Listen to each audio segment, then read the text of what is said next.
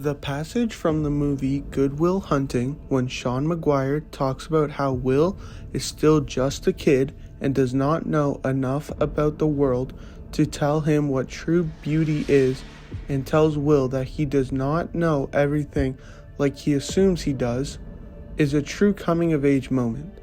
Because after this moment, Will sees Sean as a friend and a mentor.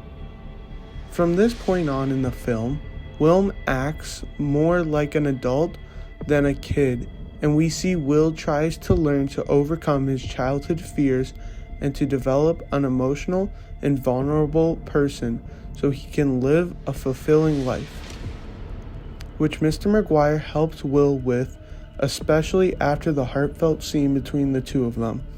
Overall, Will might know almost everything about chemistry and math, but before this scene, he hasn't passed the 3rd grade when it comes to living as an emotionally healthy adult. And the tough love by Mr. Maguire helps Will in becoming the emotionally stable adult we see at the end of the movie. In the end, this part in the movie is a turning point. We go from seeing a childish Will to a more conscious and adult-like Will who tries to make something of himself instead of giving up like he would before. I would personally compare my own growth over 2020 to Will Hunting's growth throughout the movie.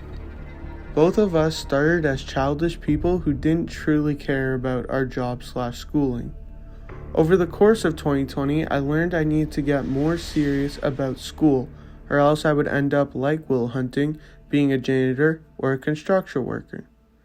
But just like Will, I had a teacher help me realize my potential, and I started to act more like an adult and take life more seriously, just like Will did after his heart-to-heart at the park with Mr. Maguire.